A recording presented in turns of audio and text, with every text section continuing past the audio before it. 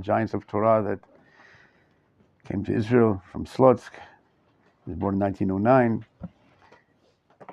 It was a neighbor of mine, lived upstairs, and he renewed the Torah, so to speak, the new applications of the Torah and questions, issues that came up on the national level, on the agricultural questions, in the army and government, laws of coalition, he has the laws of coalition government, how the Torah would have to say about all these different new issues. And his introduction, he brings the Midrash that we studied when we talked about Eretz Yisrael, the Torah of Eretz Yisrael. There's no Torah like the Torah of Eretz Yisrael. That was the Midrash of Rabbi. And we discussed that at length. What do you mean there's no Torah like the Torah of Eretz Yisrael? What's unique? What's a different Torah, different book, different study? The rabbis we've been studying, learning, keeping Torah for 2,000 years.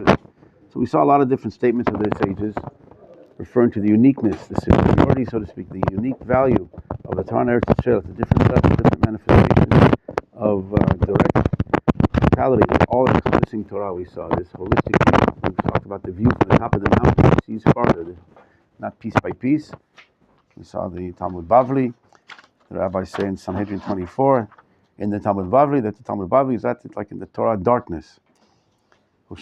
Machshakim Hoshivani, that's the Talmud Shel Bavel. But we saw all the sources here. I wanted to see another point that Rabbi Israeli summarizes, the application that he shows this view, this preference, this advantage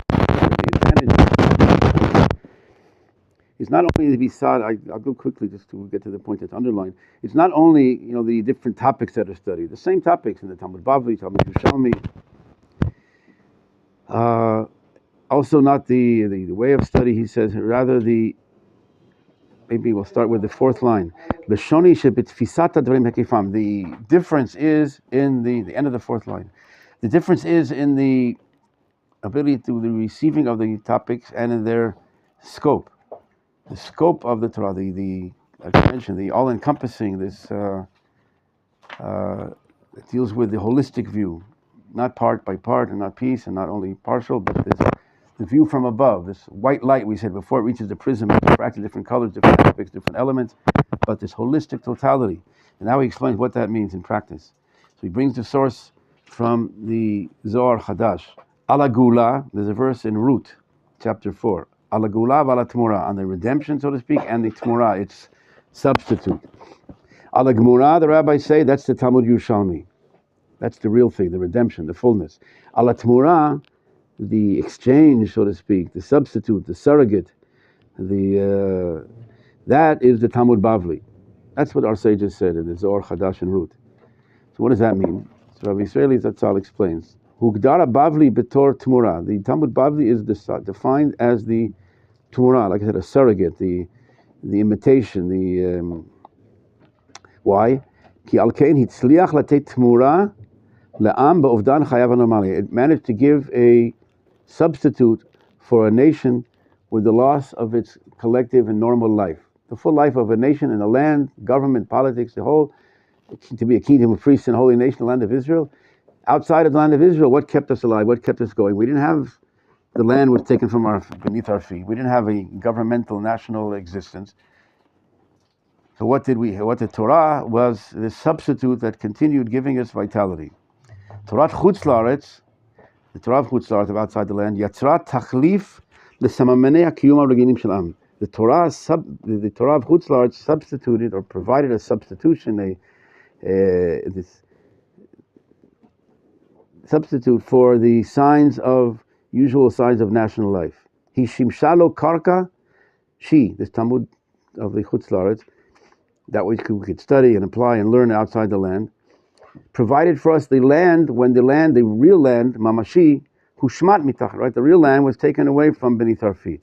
Vi kima svivo chomat esh, and that protected us from all the enemies from outside. The Torah is what kept us alive and kept us going.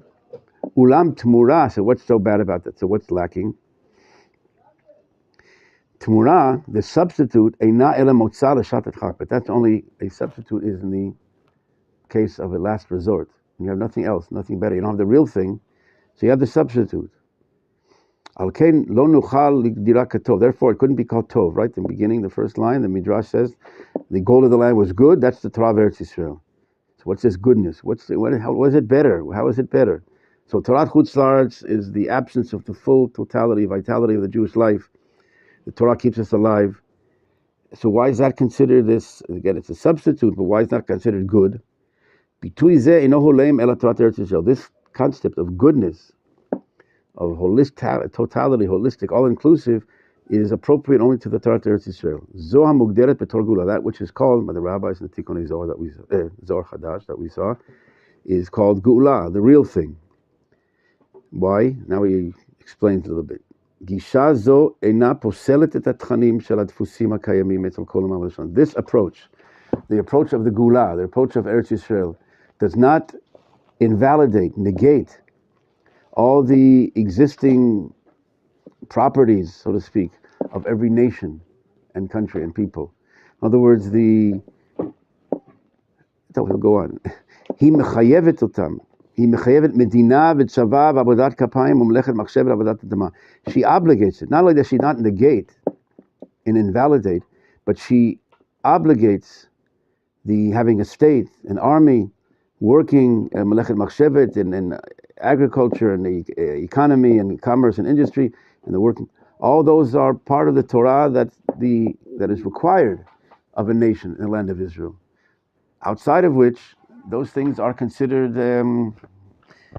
we'll see, are negated. We have to stay away from them. That's for the nations. We have Torah, what the rabbis say in the Brachot, page 8a.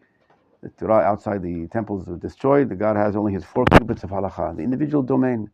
Judaism is now limited, relegated to the private individual domain. Shabbat, Kashrut, you and your kitchen, the Beit Midrash. But to be a kingdom of priests and a holy nation, to sanctify all, elevate all, you partake in this world, but you use it the world the way it's supposed to be used. They're used properly to manifest holiness in the world. Outside of which, we'll see in the exile, those things are dangerous. To stay away from those things, these secular activities. So the Torah of Chutz La'aretz is that which is the substance that keeps us alive, but it's limited now to the functions of, again, the individual level, the holiness, and the private level. In the absence of the full totality of Jewish kingdom and sovereignty, in Eretz Yisrael, all those things are part and parcel of the Torah. To come back to the fullness of being a kingdom of priests and holy nation. A nation, government, army, agriculture, commerce, and industry, and all that is holy. To be a Mamlechet Kohanim v'Goy Kadosh. Like it says before the 10 Commandments, you'll be unto me a kingdom of priests and a holy nation, not hermits, not ascetic, not people that run away from this world, not in some monastery, whatever. To be holy in this world, with life, with national life, universal influence and connection. That's the Torah of Eretz Yisrael. That's this holistic totality of Eretz Yisrael, which we'll elaborate on more, B'ezrat Hashem, as we go on. So not only does he obligate it, but he go'elet otam, she redeems them. This Torah uplifts them, gives them, infuses them with content and value, their true meaning. Holiness doesn't go against the physical world, go against reality, against the body. It infuses them with meaning and purpose and value, super value. He notenet lehem mashma'ut acheret. He gives them, again, greater significance. ועל זה היא חופכת את התכנים הללו עצמם במקום משעבדים את האדם לגשמיות לגורמים לעלייה רוחנית. The opposite, it gives these things value that not only that it gives these contents, these institutions, these dealings of mankind, of commerce, industry, government, all of those are now themselves, instead of subordinating man, that lower him, make him more materialistic and more physical and more and lost in this world, so to speak, more connected to the physical side alone, they cause an aliyah ruchani, the spiritual elevation. Like it says, we bring this verse quite often in Yeshayahu 42, Noten neshama la'am aleha. It gives the neshama to the nation upon the land. This is where the neshama gives life. The neshama is not against the body. Our spiritual life force is not against the body. The goal is to minimize your presence in this world, to be, like I said, a monk, just the vows of celibacy, don't get married, don't eat, don't drink, as if that's holiness. Holiness is the dusha, the holy neshama gives life and meaning and purpose to the body. That there's one continuum. The holiness comes down to your fingertips. Everything in this world becomes holy. Like the path of the just in chapter 26 talks about the holy person. You think the holy person, he that, like again, see that stays away from life and physical activity. No, his eating is holy, his drinking is holy. He says drinking is like the oblations on the altar, and his eating is like sacrifices in the temple. Everything he does is holy. And the body is just the conduit, a vehicle that continues this goodness, this holiness in this world. That's not so easy. That's a high level. That's chapter 26 of the Path of the Just. But nevertheless, the goal of holiness is not something that people think that holiness is something separate from life and against life. And that's why there are those that are against holiness, against religion. There's religion, there's the church and state, God forbid. There's the temple and state, as if they're two separate things and opposing issues. And I want life, I want vitality. I don't want, religion is something that confines you and suffocates you. And you can't do this, you can't do this. I want to be free. I want to use my talents and intellect and spiritual and ideals of fixing the world, changing mankind. And you tell me don't mix these meat and milk spoons. I want big things in the life, vitality. So this distorted image, unfortunately, because of the exile, we'll see why, that's what we had to limit ourselves to, the holiness as opposed to the outside world. Now we're coming back to the fullness, the normalcy of totality of holiness, the neshama that gives life to the nation upon the land, not goes against the life. It gives it life and super life. For that I wanted to maybe share with you, there's a few copies here, so it's a photograph, a chapter in Orot. You can pass these out. Is it in English? So,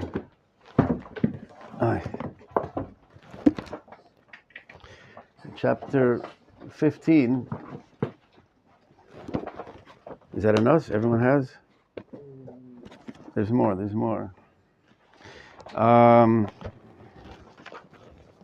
Just to...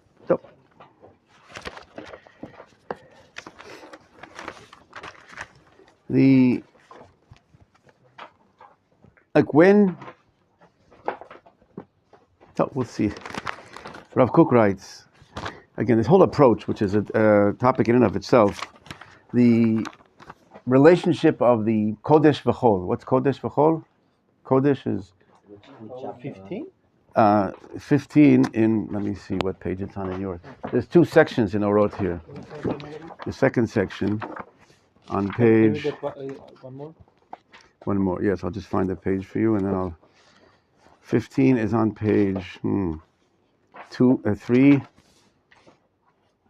309 in English. This is the title of the... 309, what's it? No, it's different. Okay, the relationship of periphery to center. It's in the Lights of Renaissance. I don't know if you have it now. So take this one, page 309.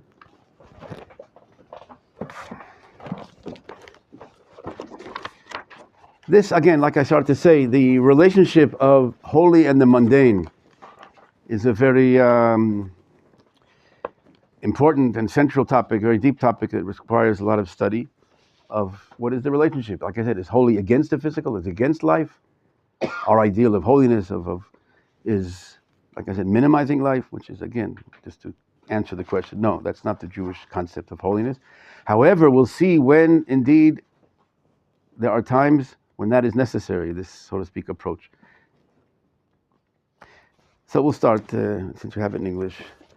When the power of Israel is great. So this translation tells everything. When the power of Israel is great, in other words, so he says, when the soul is shining splendidly in its midst, and its practical branches fully in order. In other words, when this, like we just said, the verse in Yeshayahu, Notei neshama ma'amaleh, when the neshama is beating down, the spiritual life force of the Jewish people, which is the divine content, right? We Kesed Yisrael, the divine presence of goodness, all that God wishes to bestow upon this world of goodness, of super, beyond the limits of what we consider, what we can imagine, dream of some future utopian goodness in the world. The God with His good, the unlimited good, that is we saw in the end of Orot Yisrael, chapter 1, that is the essence of the divine, the soul of the Jewish people, the roots of our life force, of the nation, before we come into this world, before the branches off in individuals throughout history. The inner DNA, the super DNA of the nation is that absolute good for the desire to bring this total God's goodness to this world, to bring the world to what the good that God has in store for it. So when that neshama is beating down, is strong, when is that? When all the practical branches of the nation, the land, is in order, with holiness, again, every word here has content here, the yichud, bracha, v'kedusha. Anyway, when the holiness and unity and blessing with all the four institutions that we talk about, right? The kingdom, what does he say here? The temple, state, prophecy, and wisdom, right? We have the Beit HaMikdash, the state, the kingdom, the malchut, prophecy, the nevuah, and the wisdom, maybe the Sanhedrin, right? The Jewish court. When we have all those institutions, like when the body is in its proper thing, then the neshama is beating down and shining forth. And then what happens then? Then the expansion towards the secular side. Again, secular side doesn't mean not religious. It's the secular side, meaning, like I said before, the whole is the mundane activities, government, army, politics, agriculture. It's not the holiness of Shabbat, of putting on tefillah, the mitzvot. But the secular side, meaning, now people think secular, meaning, it's used, the term is like not religious. But here it's not the aspect of the body, the physical side. Eating and drinking is the secular side, the physical side. Then, when we're strong, when the neshama is strong, then the expansion towards the secular side, the regular activities, on the individual level, on the collective level, towards indulging the spiritual and physical senses, towards penetrating inner observation of the lives of sundry nations and different people, their deeds and their literatures, the burgeoning of natural life. In other words,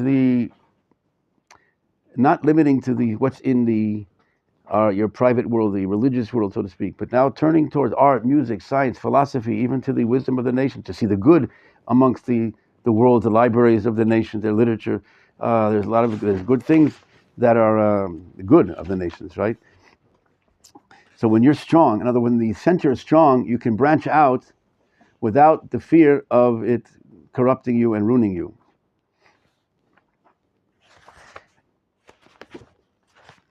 Then this expansion is actually good. They're beneficial and designed to expand the good light. In other words, the bigger the body, so to speak, the more the neshama is expressed. The more, how is our neshama, how is our spiritual aspect, life force revealed through the body?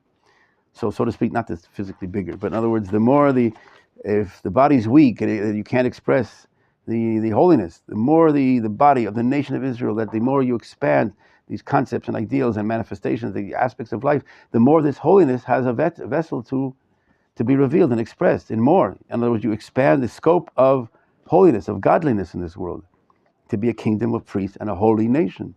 Holiness in all of life, national, international life. That's the goal, to encompass all, to infuse all with holiness and goodness.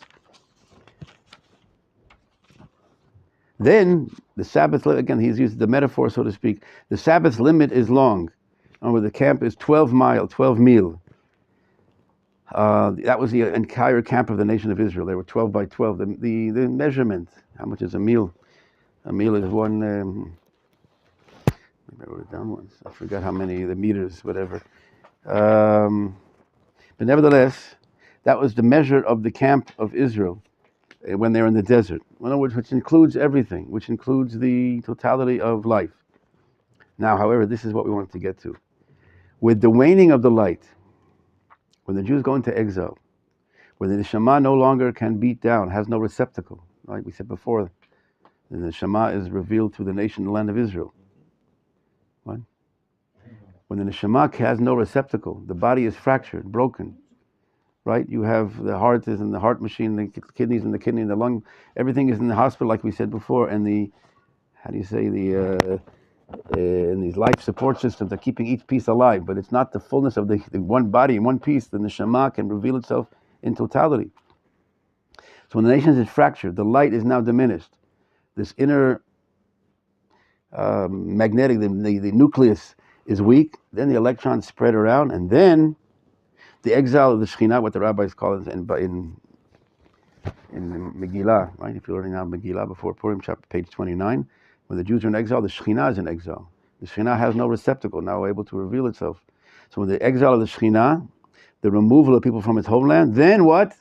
And this is the main thing here, restriction becomes necessary. What's the word in Hebrew? Hatzimtzum, limitation. I would call it a tactical retreat. You have to stay away from all those functions. You start learning the libraries of other nations. You start learning math, physics. You start learning dealing with other topics and dealing with the physical. You become more entrapped, and it can pull you down. when you're weak, you have to, like I said, stay away from these things that can be threatening. You are now, the nation is on this mode of survival, to stay away from the outside culture, to retract to the limitation, no longer the 12 meal, the extension. We'll see, he says here, you're now limited to we'll see, the smaller life. This is what the Chovot HaLevavot, heard of the Chovot HaLevavot? Duties of the heart, Rabbi. He writes how the building of the physical is the destruction of the spiritual. The more you focus on the physical, it's either one or the other. The more you focus on the physical, the earthly, the worldly, you have less ability to focus on and participate in the spiritual. Even if we say bracha, when we do the material. That's why we do the best we can. But like I said, it's limited to the individual level, but that's the Jews in general. Judaism is now limited to what it says in the Gemara there, 4 cubits of halakha, the individual private domain. There you can manifest, try to sanctify your eating and drinking. Like I said, to do that even in exile, you sanctify all of your life.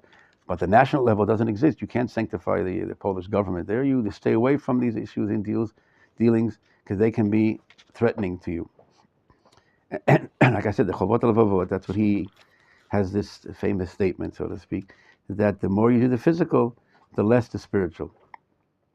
So the focus was, again, like I said, this dichotomy of the spiritual is separate from the spiritual. The physical and the spiritual are two enemies.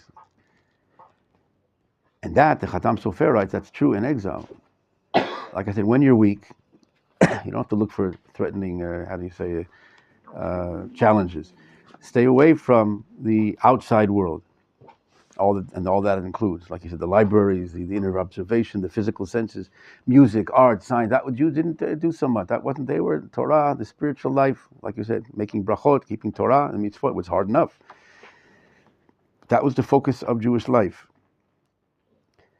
And again, the Khatam Sofer says in his novel on Sukkah, page 36, that's true in Chutz La'aretz, when we're in the exile, like Rav Kook says here. When we're coming back to Eretz Yisrael, that's the ideal. He says working in the land is the mitzvah to bring out the holy fruits of the land, he says. Like we learned on Tu B'Shvat, a little bit of the holiness, the land, the fruits, the working the physical here is a mitzvah. There it's a threat. There we have to survive, and you have to, limitation is restriction, limitation. Tzimtzum is necessary. Like I call it, like I said, a tactical retreat. Any secular power could be destructive. Any natural beauty or its affection could cloud the light of holiness and the innocence of purity and modesty. Looking at the spirit, looking at the physical. You know what art was in the Western world, whatever. And the art was not so modest. But even again, all these things we stayed away from, in principle, in order to salvage, to survive, and we managed miraculously to maintain that spirituality in the face of all those outside threats.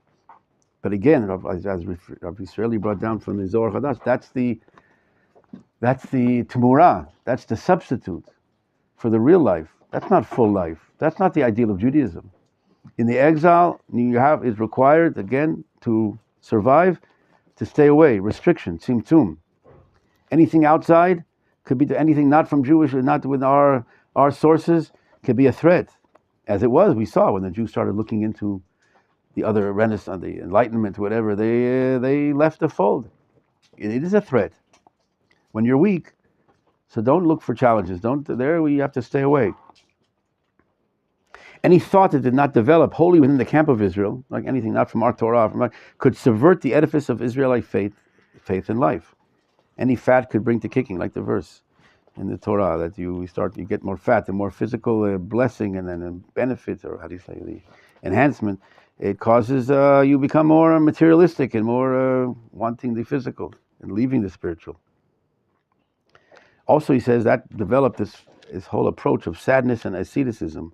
That Judaism is more now stay away from and happiness, of joy, of fullness of life. No, we stay away. It's more this approach of the nebuch, the weak, to maintain, again, to lisrod, to survive. More the sadness and asceticism and staying away and depression and fearfulness. And even more than that, these affected even more than these affected the physical life, they impacted the spiritual life.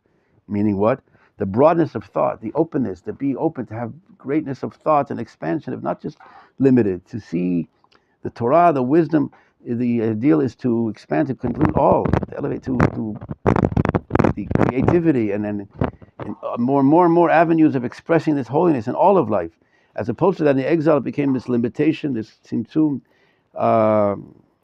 until even the spiritual approach was like the fear of thought, the fear of thinking. Rav Kook has an article of machshavot, the pachad, pachad. This whole approach of staying away from anything not certain, not safe, not within our these 4 cubits exactly. Which again, when you're weak, when you're a child, or the nation is weak, whatever, in exile, that's the approach that's supposed to be. You don't attempt a child, no, show him all the religion, show him all the philosophies of the world. You just confuse it when he's not ready to handle. But when you're strong, when we're in Eretz Yisrael, what he's talking about, Rav Kook was in this turning point of the Jewish people returning from the exile existence when this was necessary, and now we're coming back to the fullness of life. God is bringing us back to talents, of energies, of life, of vitality, of pioneers, and settling the land and building. So if one approach was continues the exile approach, no, stay away from all that. Religion is against all that. We're religious. We don't do those things. There's Torah and there's life. There's building the land and then aliyah, coming to Eretz Yisrael. No, as if it's two are separate. And of course, with this God-sent messenger to show now we're coming back to the ideal, the full ideal, not the tmura, not the substitute, but the gula, the Talmud Yerushalmi, Torah Eretz Yisrael, which deals with, and like I said, Rabbi said in the book, that deals with the laws of Torah, that infuses the content and the meaning to the physical, to the, yes, coming back to the full life. God wants life, right? It says that God, in the Tanhuma, Midrash Tanhuma, God wishes to have his house, his dwelling place in the lower world, to manifest his name, not just in the heavens. Like we say in the Kedusha, the Ashkenazi, right? That we to sanctify God's name in this world, like the angels do in the heavenly abode. They see him, they recognize him. But our goal is to manifest that name, that goodness, that holiness, not by staying away from life, retracting or asceticism or the monk monastery, but to be in life, fullness of life, total life, not just individual, national and international life. All that is the holy, to sanctify all, to uplift all. God's name isn't limited to the holy, so to speak. It's to make even the secular holy, to uplift all of what the rabbis say, the Rabbi Mikotsk, Sherbam Lasot, we say in Hallel, that God gave the heavens, God of the heaven, and gave the earth to man in order to make earth into the heaven, like to sanctify the earth. Our goal is we're given the job to bring that holiness that is above in the spiritual realm, that this world becomes holy, not to abandon this world. But in the exile, we didn't have the power to do so. When you're weak, when the neshama is not beating down and the strong, the conductor isn't there, then you have to stay away from, you have to refrain from. It's dangerous. And like the Chovot HaLevavot says, there the physical and the spiritual are mutually exclusive. But as the Khatam Sofer and others write, that's in Chutz when you're weak. But the ideal of Torah is coming back to, like I said, the path of the just, chapter 26. On an individual level, so too on the national level, that holiness in all of life, in your eating, in your drinking, in 24-hour, 24/7 of holiness. Not when you put on tefillin, then you go back to you take off your tefillin, and you're back to be a regular person like your day-to-day life. Everything is infused with holiness. Your day-to-day life, what he calls here the secular side, the chol, is uplifted. And that's not a simple thing. And it's not automatic, as you'll see now. When it's so easy to come back. Now we're coming back to Eretz Yisrael, everything is holy. The physical is now uplifted and all. We have to be careful. So then Rav Kook goes on. Finally, I don't say the English, Hebrew here. That ultimately, we have the Hebrew here. Until all this is true, this separatism, this asceticism, this limitation, this tzimtzum, this tactical retreat. This is until the Kates, until the redemption period. And then the voice is calling from Yeshayahu. Enlarge the space. Harchivi makom ha'oleg. Expand your tents. No longer the limitation. Now it's a call to come back to the fullness, the total vitality of the Jewish people. God is bringing back these forces of life, not by mistake, He's waking up the nation to come back, and now He needs, with that, these new forces, the spiritual side that gives it the guidance and direction. It can be dangerous, you're right. The physical alone can again bring us down to materialism and physicality and leaving the spirituality. But that's not the goal. In other words, that's not what's taking place in the long term. God is bringing us back to the land. He knows what he's doing. He's bringing back the final redemption, to come back to the land, the sign of the redemption. The land gives its fruits again, to come back, to be a full nation again, with all the trappings of nationhood, like we said, government, agriculture, commerce, industry, and all that is holy. But does that happen overnight? It's quick. You just come back to the land of Israel, now everything is holy? No, it's not so simple. The end will arrive, calling for this, like the verse. Enlarge the space of your tent. Let them stretch forth the curtains of your habitation. Spare not, lengthen your cords. Over and over, these verses of total inclusion and expansion and the borders of holiness.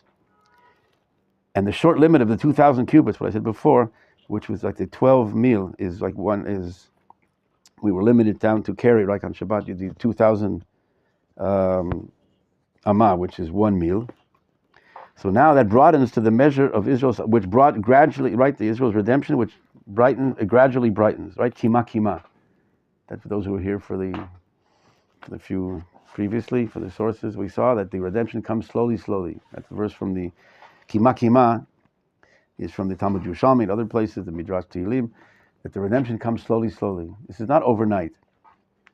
It's a process of returning. The forces of life are coming back, and the holiness has to be there, not to negate and reject, and you're all wrong and you're all lousy. Who wants you? Go back to sit in yeshiva, go out of the army, leave everything, leave the physical, come back to be religious like the grandfather was in Europe and Poland. No, we have new life forces, and God gave us also. That means that now we're ready to train them. We have a new, horsepower, no horse, but you need the horse trainer that knows how to direct and guide, not to negate. The child is growing up. How to use these forces. Now he's tearing books and ripping them. So what do? Cut off his arms and legs? Or you educate him and train him how to use these new energies to use them properly. So too the nation. And that's what we're trying to learn in Rav Kook's and all the studies of the Torah that tells us how, the Torah of Eretz Yisrael, how not like in the exile where the attitude, the approach was to negate and to minimize and to make this fortress against the outside world. Now we're coming back to the ultimate goal, not overnight. It's not simple. It's a kima kima, slowly, slowly.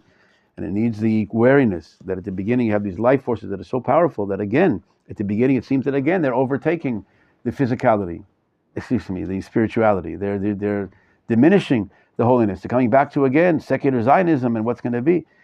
So it takes a lot of patience to understand how to guide, not to destroy those forces, but to re-educate, redirect them, to use them what they're for. God is bringing them back purposely. We're coming back to the fullness of the kingdom of priests and holy nation.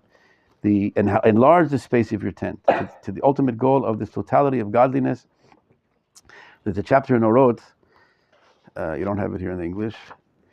We can't do it now, it's too long. But how this pendulum of history, you could call it, on page Kuflam Tet. No. Kuf.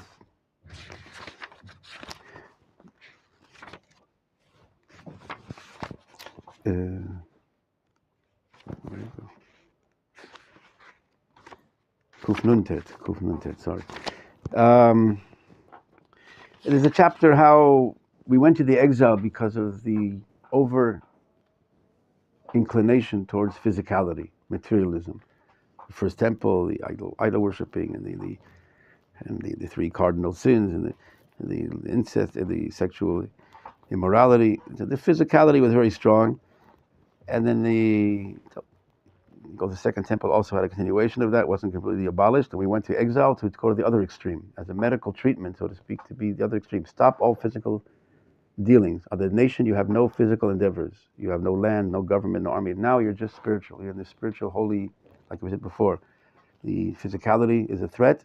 Now the divine remedy was to put us into exile to focus only on the spiritual, to strengthen that inner nucleus again, to be ready to come back. And then we come, which is also, he says, not good. Too much, like in medicine, too much the radiation, too much of the treatment, too much spirituality is also not holy. That's not the ideal either. But as a remedy, he says that was what's necessary.